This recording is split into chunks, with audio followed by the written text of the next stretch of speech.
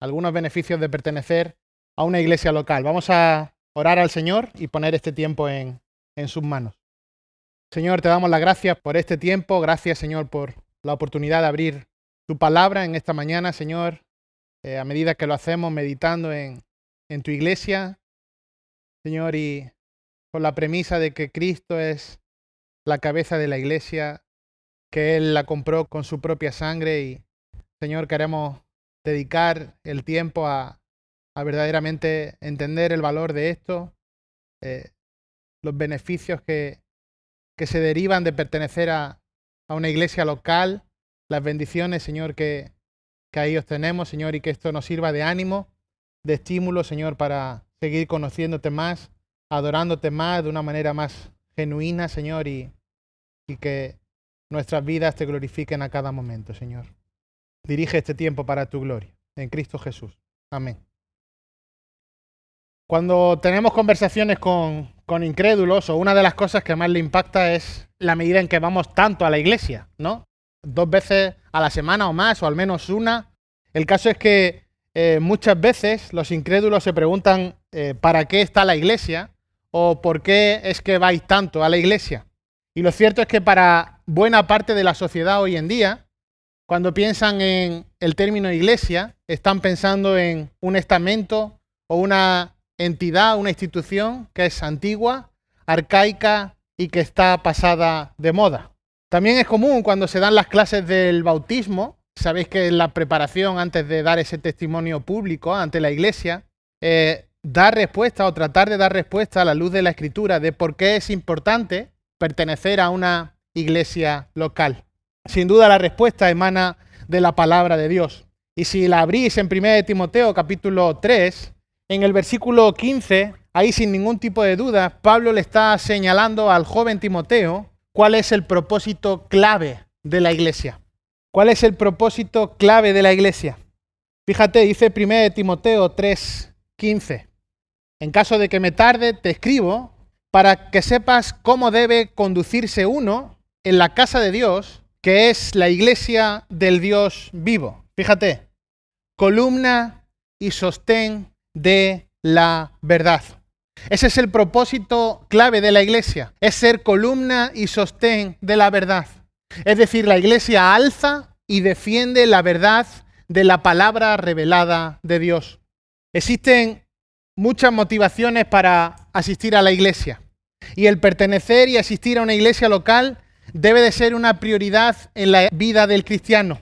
No vale eso de, bueno, yo soy cristiano, pero no me identifico con ninguna iglesia. Hoy estoy aquí, mañana estoy allí, luego estoy 5 meses sin ir a ninguna y al 7º mes voy un domingo a una y entre tanto sigo por internet alguna otra. No, el pertenecer y asistir a una iglesia local debe ser una prioridad en la vida del cristiano. Ahora existen motivaciones incorrectas por las cuales no se debe de asistir a la iglesia. Motivaciones que si las tenemos son incorrectas para acudir a la iglesia. La primera de ellas es considerarlo un acto legalista. Es decir, es domingo, soy de una familia creyente, entonces tengo que ir a la iglesia. Entender esto, el pertenecer a una iglesia local de una forma legalista, es algo erróneo, es una motivación errónea. Otra de las motivaciones incorrectas es el hecho de acallar nuestra conciencia. Bueno, no estoy bien, voy andando regular en mi día a día, pero como el domingo voy a la iglesia, estoy con los hermanos, me mimetizo un poco entre ellos, mi conciencia se silencia. Esto es una motivación incorrecta. Y tampoco es una motivación correcta asistir a la iglesia entendiendo que tanto asisto a la iglesia, tanto tengo madurez espiritual. El hecho de asistir domingo tras domingo a la iglesia, venir y sentarte, no es sinónimo de madurez espiritual. Así que ni lo hagas como un acto legalista, ni lo hagas para acallar tu conciencia, ni lo hagas porque de cuánto asistes a la iglesia va a depender tu madurez espiritual. Ahora bien, el no asistir a la iglesia con asiduidad sí es una señal clara de que la prioridad en tu vida no es Cristo y de que tu relación con Dios está siendo afectada y atacada por Satanás. ya que el creyente verdadero, el creyente genuino, necesita estar en la iglesia. El cristiano genuino debe anhelar adorar juntos como cuerpo unánime con un mismo sentir, participar como parte de la iglesia de Cristo en la edificación mutua de los creyentes y crecer en santidad a través de la predicación de la palabra dentro, en el contexto de la iglesia local. Así que en primer lugar, y para comprender qué es la iglesia, hay una definición de un hermano que me gusta, y cito, dice así: la iglesia es un grupo de personas que pertenecen a Dios como su pueblo universal y localmente por medio de Cristo, que es su Señor y Salvador, pero también su cabeza y pastor, y que siempre prevalecerá. Fin de la cita. Así que como ya hemos estudiado muchas veces y la mayoría conocemos, una vez que somos salvos, una vez que hemos ido al arrepentimiento, que hemos confesado a Cristo como Señor y Salvador, formamos parte de la Iglesia Universal de Cristo. Y al formar parte de la Iglesia Universal por la sangre de Cristo, entonces el plan de Dios es que formemos parte de una iglesia local y que seamos miembros que estemos comprometidos con la misma. Dios va a utilizar la iglesia local para la edificación, para tu edificación, para mi edificación. Y por ello es tremendamente necesario congregarse en una iglesia en la que se exalte a Dios y se edifique a los creyentes. Ahora, de nuevo es importante resaltar, es necesario resaltar que lo verdaderamente importante no es reunirse por reunirse, no es reunirse en una iglesia cualquiera. Es decir, no veo el cartel ahí, iglesia, y me meto solo por el hecho de reunirme. No tienes que ir a una iglesia en la que se exalte al hombre por encima de Dios. Una iglesia que busque la prosperidad económica sobre otro tipo de prosperidad. Una iglesia que esté cimentada en la prosperidad de sus miembros o en cualquier otro interés humano. Cosa que desgraciadamente es muy común hoy en día. Sino que debemos ir a la iglesia porque somos hijos de Dios. Y como hijos de Dios tenemos la gran necesidad de alabar a nuestro Salvador y de ser edificados a través de su palabra, proclamada fielmente por medio de la predicación. Entonces es cuando estamos en el contexto de la iglesia, cuando estamos expuestos a la palabra predicada fielmente, cuando entendemos, reconocemos nuestra humildad, nuestra insignificancia, nuestra pequeñez y nos abrumamos y admiramos la grandeza de Dios, sus perfecciones y sus atributos. Entonces le adoramos por quien es Él. Y entendemos la premisa que aparece en Efesios 5:23, en la que dice que Cristo es la cabeza de la iglesia. Una iglesia donde el hombre es el centro, donde se busca satisfacer las necesidades del yo, mis propios intereses, y entonces Dios y su palabra queda relegado a una excusa, a un motivito por el que reunirnos. Eso no es una iglesia. Así que en esta mañana, y de forma breve, vamos a ver a la luz de la palabra 5 beneficios de pertenecer a una iglesia local. 5 beneficios de pertenecer a una iglesia local. Y recuerda, Cristo es la cabeza de la iglesia. Una vez que estamos en Cristo, formamos parte de la iglesia universal. Entonces el plan de Dios es que estemos comprometidos con una iglesia local, en la cual Cristo es la cabeza y por medio de la cual nos edificamos los unos a los otros. Una iglesia que exalta a Dios, a su palabra por encima de todo. 5 beneficios de pertenecer a una iglesia local. Bueno, el primero de ellos es que somos edificados por medio de la lectura y predicación de la palabra. En una iglesia local somos edificados por medio de la lectura y predicación de la palabra. Ve por un momento a Hechos, capítulo 20 y versículo 32. Hechos, capítulo 20 y versículo 32. Recuerda que aquí está Pablo despidiéndose en Mileto. Está diciendo, bueno, me voy. Versículo 27 del capítulo 20, no rehuí declarar a vosotros todo el propósito de Dios, tened cuidado de vosotros, de toda la grey. Pero fíjate lo que dice en el versículo 32 del capítulo 20. Ahora os encomiendo a Dios y a la palabra de su gracia, que es poderosa para edificaros y daros la herencia entre todos los santificados. Es decir, mediante la palabra de Dios, mediante la predicación de la palabra de Dios, el cuerpo de Cristo es edificado. Ahí está hablando de que la palabra de Dios, no cualquier palabra, sino la palabra de Dios, es poderosa, tiene poder para edificaros y daros la herencia entre todos los santificados. Un poco más adelante, segunda de Timoteo, capítulo 4. Vamos a estar pasando por alguna cita donde no quieras ir. Intentaré leerlo lo más claro posible. Segunda de Timoteo 4, los versículos 1 y 2. Te encargo solemnemente en la presencia de Dios y de Cristo Jesús, que ha de juzgar a los vivos y a los muertos por su manifestación y por su reino. Versículo 2. Predica la palabra, insiste a tiempo y fuera de tiempo, redarguye, reprende, exhorta con mucha paciencia e instrucción.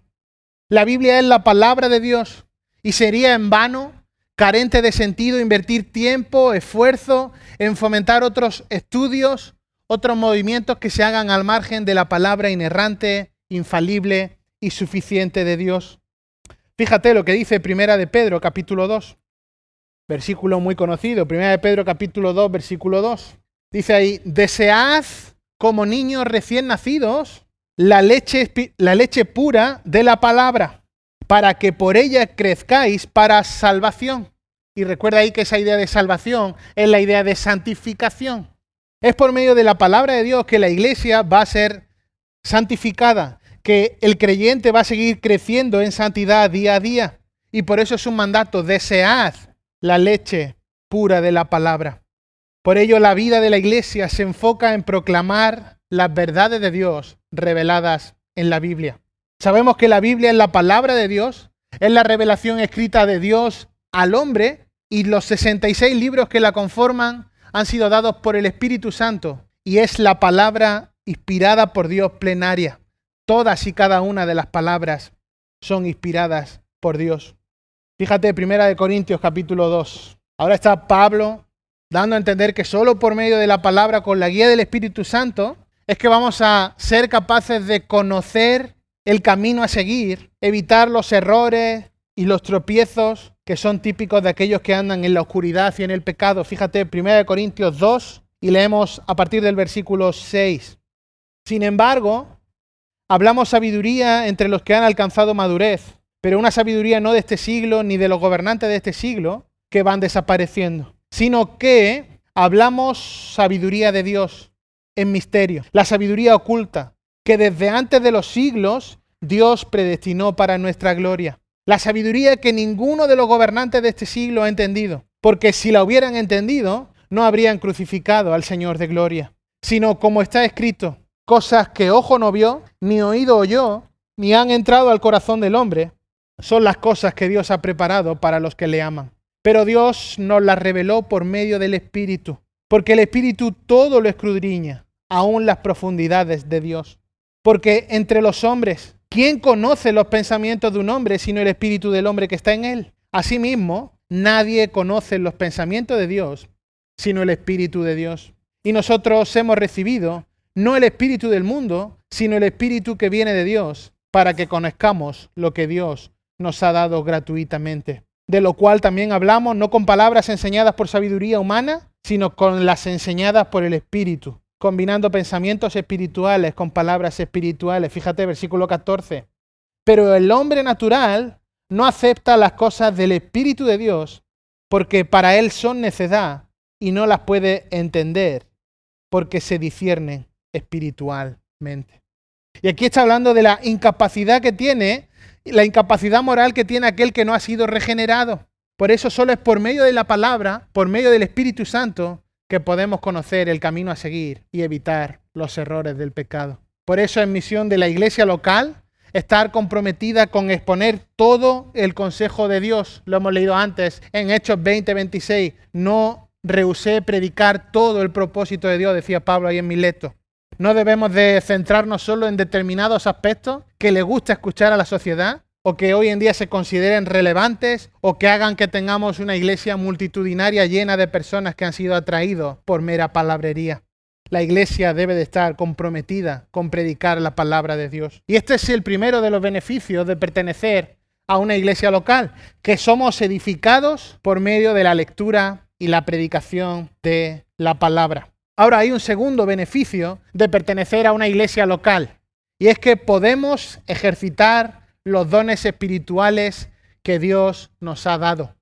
Podemos ejercitar los dones espirituales que Dios nos ha dado. La iglesia es el lugar diseñado por Dios, establecido por Dios, donde tú y yo como cristianos podemos poner nuestros dones al servicio del cuerpo de Cristo. Fíjate lo que dice Efesios capítulo 4 y versículo 12. Ahí desde el 11 dice: y Él os dio a algunos el ser apóstoles, a otros profetas, a otros evangelistas, a otros pastores y maestros. Y fíjate lo que dice el 12, a fin de capacitar a los santos para la obra del ministerio, para la edificación del cuerpo de Cristo. Así que es la iglesia el lugar donde los hijos de Dios pueden poner en práctica sus dones al servicio de la iglesia, del cuerpo de Cristo. Y cada cristiano tiene al menos un don dado por Dios. Y este puede ser desempeñado de una u otra forma con los distintos ministerios dentro de la iglesia. Fíjate lo que dice Primera de Pedro, capítulo 4 y versículo 10. Según cada uno ha recibido un don especial, úselo para su gloria. No dice eso.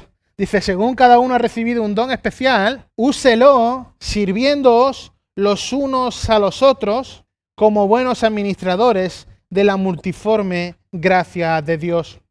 Y ahora hablaremos de ese unos a los otros, pero la idea aquí es que cada uno ha recibido un don especial, entonces úselo. Y Cristo nos da dones para ponerlos en práctica en la obra del ministerio, para que sirvamos. Y cuando servimos, cuando ponemos en práctica nuestro servicio, entonces nos estamos edificando unos a otros. Esto mismo es lo que dice 1 Corintios, capítulo 12 y versículo 7, que os leo. Dice, pero a cada uno se le da la manifestación del Espíritu para el bien común. A cada uno se le da un don para el bien común. Se nos dan dones para la obra del ministerio para que sirvamos, y cuando los ponemos en práctica, cuando servimos, es que entonces nos estamos edificando unos a otros. Y cuando ejercitamos los dones dentro del contexto de la iglesia local, entonces exaltas a Dios y edificas a los hermanos. Por eso Dios establece en su palabra que cada hermano sirva en la iglesia local conforme al don que Dios le ha dado, y así edifique a los demás. Hay una doble vertiente. Sirvo para la gloria de Dios, pero al mismo tiempo estoy edificando a mis hermanos, y yo estoy beneficiándome de eso, de ese servicio de mis hermanos, y todo, de nuevo, para la gloria de Dios. Así que la iglesia local, el pertenecer a una iglesia local, tiene beneficios. El primero es que somos edificados por medio de la lectura y la predicación de la palabra, y el segundo de ellos es que podemos ejercitar los dones espirituales que Dios nos ha dado. El tercero de los beneficios es que podemos poner en práctica eso de los unos a los otros. Esto es una palabra que a mí me gusta usar y que usamos mucho, pero que significa algo. Podemos poner en práctica los unos a los otros. Fíjate, hay un versículo clave ahí en 1 de Tesalonicenses, cuando Pablo le está escribiendo a la iglesia de Tesalónica, y en el que se ve muy bien esta idea. 1 de Tesalonicenses 5:11. Dice así, ya casi al final de la carta, y dice, por tanto, alentaos los unos a los otros y edificaos el uno al otro tal como lo estáis haciendo. Fíjate, aparece primero los unos a los otros y luego, misma idea, el uno al otro. Esto solo es posible en el contexto de la iglesia local. ¿Cómo? Bueno, cuando somos pacientes el uno con el otro. Cuando un hermano aguanta mis gracias o mis no gracias, entonces estoy siendo paciente con mi hermano y mi hermano conmigo. Cuando un comentario me puede llegar a afectar y no lo tomo en cuenta, entonces estoy siendo paciente con mi hermano. Cuando sirvo a los otros y dejo ser servido, entonces estoy poniendo en práctica en los unos con los otros. Cuando oramos y oramos los unos por los otros. Cuando me preocupo por la salud de los otros. Cuando me preocupo, aun sin saber el motivo de qué pasa, y pongo en oración a ese hermano. Cuando cualquier otro aspecto que podáis pensar que le está sucediendo al otro, lo hago a mío, entonces estoy poniendo en práctica los unos a los otros. Estamos llevando a la práctica esa palabra preciosa que es comunión. Estamos llevando toda la teología que sabemos, toda la teoría que conocemos, a la práctica. Ponemos en práctica los unos a los otros. Y es que, queridos hermanos, la iglesia no es acerca de nosotros mismos. La iglesia no se trata de cómo yo puedo aplicar mis dones para mi propio beneficio y cómo mis hermanos aplican sus dones para mi beneficio. La iglesia no se trata de qué está haciendo el hermano conmigo, de cómo se están portando los hermanos, los pastores conmigo, sino que la iglesia trata de cómo yo estoy poniendo mis dones al servicio de la congregación, al servicio de los hermanos y para la gloria de Dios. Esto es la iglesia. Yo sirviendo al hermano y esto trayendo beneficio a mi vida espiritual. La iglesia se trata de dar para la gloria de Dios y recibir para la gloria de Dios. Alguien dijo, un creyente necesita el hábitat natural de la iglesia. Somos templo del Espíritu Santo y necesitamos servir a otros. Y fuera de la iglesia, esta idea se va a corromper. Algunas personas basan en los unos a los otros en lo que hacen de puertas para afuera. La iglesia no prohíbe el hecho de practicar esto con los demás, pero esta no es la enseñanza bíblica. La enseñanza bíblica de los unos a los otros está en el contexto de la iglesia. Alguien que dice, bueno, yo en la iglesia no me gusta servir, pero sirvo fuera, tiene un concepto erróneo de lo que es la iglesia y de lo que son los dones que Dios le ha dado. Alguien que dice, bueno, yo ayudo y sirvo, pero lo hago fuera del contexto de la iglesia, entonces no ha entendido el concepto de la iglesia y no ha entendido el concepto de los dones que Dios ha puesto en él para la gloria de Dios y el servicio de la iglesia. Así que todo esto se hace en el hábitat natural del creyente, que es la iglesia. Así que recuerda, en primer lugar, el beneficio de estar en una iglesia es que somos edificados por medio de la lectura, la predicación de la palabra. Podemos ejercer los dones espirituales que Dios nos ha dado. Podemos poner en práctica eso de los unos a los otros y que no se quede en mera palabra, sino llevarlo a la práctica. Y en cuarto lugar, es en el contexto de la iglesia local cómo podemos evangelizar a los perdidos. Podemos evangelizar a los perdidos. Sabemos que como creyentes debemos proclamar a Cristo y su evangelio. Y todo cristiano, y aquí tomo el lenguaje que usa Pablo, todo creyente es embajador de Dios. Somos embajadores de Dios, llevamos el mensaje del evangelio. Ahora, no puedo llevar el mensaje del evangelio sin antes ser lleno del mensaje del evangelio. Para ser embajador de Cristo, eso implica que antes toda la enseñanza de Cristo la he estado escuchando. Y esto no hay mejor manera de hacerlo, como hemos visto antes, por medio de la predicación y de la lectura de la palabra en el contexto de la iglesia local. Algunos creen que con su propio yo, que con su propio orgullo es que van a poder tener un impacto en la sociedad. Pero la realidad es que para tener un impacto en el mundo, en la sociedad que nos rodea, el mensaje del evangelio debe de salir desde creyentes santos, salvados, que llevan a cabo sus dones dentro de la iglesia local. La iglesia debe cumplir la gran comisión. Mateo capítulo 28. Ahí está el Señor Jesús dando la gran última directriz, ¿verdad? Y dice en los versículos 18 al 20, y acercándose Jesús les habló diciendo, toda autoridad me ha sido dada en el cielo. Y recuerda que ese de toda autoridad es que Jesús era el rey, no importa ni aún el rechazo que había recibido, él había vencido a la muerte y tiene toda autoridad sobre el cielo y la tierra. Y dice, versículo 19, id pues y haced discípulos de todas las naciones, bautizándolos en el nombre del Padre y del Hijo y del Espíritu Santo, enseñándoles a guardar todo lo que os he mandado. Y he aquí, yo estoy con vosotros todos los días hasta el fin del mundo. Y está claro que esto es la idea de ir, de llevar el mensaje del Evangelio, de salir, de llevar, pero para poder llevar a hacer eso, debe de hacerse en el contexto de creyentes que llevan a cabo sus dones en el servicio de la iglesia. Es ahí donde le vas a poder enseñar a guardar todo lo que os he mandado. La iglesia cumple con la gran comisión, anunciando el mensaje del Evangelio en cada lugar y en cada momento para que Dios obre en su soberana voluntad. Así que es también desde el contexto de la iglesia local cómo podemos evangelizar a los perdidos, cómo podemos alcanzar a los perdidos, porque es en la iglesia local donde me lleno del Evangelio, donde me lleno de la enseñanza de Cristo y entonces puedo llevarla a aquellos que no lo conocen. Hay un quinto beneficio de pertenecer a una iglesia local y es la bendición de la obediencia. La bendición de la obediencia. Alguien puede pensar que esto es una cosa opcional. Bueno, soy creyente, pero no me gusta ir a la iglesia. Bueno, no se trata de algo opcional, sino que es el modelo neotestamentario, es el modelo bíblico, es el modelo divino. Fíjate, Hebreos capítulo 10, ahí los versículos 23 al 25. Podemos leer desde el 19.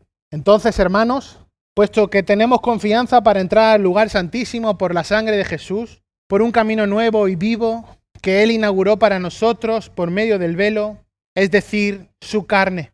Y puesto que tenemos un gran sacerdote sobre la casa de Dios, acerquémonos con corazón sincero, en plena certidumbre de fe, teniendo nuestro corazón purificado de mala conciencia y nuestro cuerpo lavado con agua pura.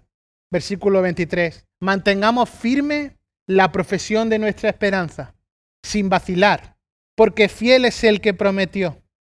Versículo 24. Y considerémonos cómo, fíjate de nuevo, estimularnos unos a otros al amor y las buenas obras. Versículo 25. No dejando de congregarnos, como algunos tienen por costumbre, sino exhortándonos unos a otros y mucho más al ver que el día se acerca. Entonces, aquí nos está haciendo un llamado a no dejar de congregarnos.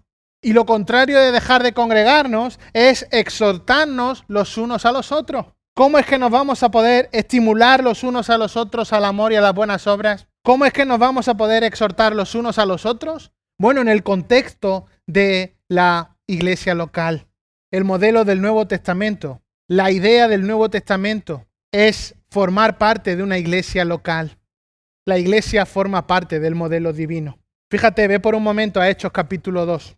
Y sabéis que el libro de Hechos es un libro descriptivo, un libro que no podemos tomar a rajatabla, literalmente, pero sí que nos describe cómo fueron los orígenes, los comienzos de la iglesia, ¿verdad? Hechos 2, fíjate, versículo 41, después de que Pedro predicara. Hechos 2:41. Entonces los que habían recibido su palabra fueron bautizados y se añadieron aquel día como 3,000 almas. 42. Y se dedicaban continuamente a la enseñanza de los apóstoles, a la comunión, al partimiento del pan y a la oración.